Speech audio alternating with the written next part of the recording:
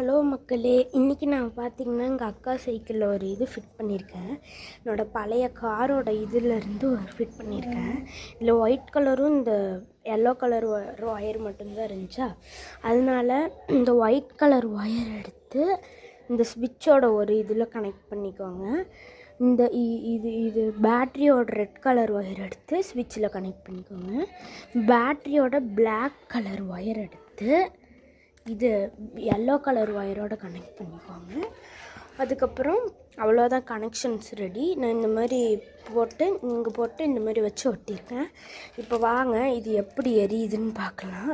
இந்த டெக்னிக் மட்டும் உங்களுக்கு பிடிச்சிருந்தா லைக்கும் சப்ஸ்கிரைபும் பண்ணிவிட்டு போயிடுங்க.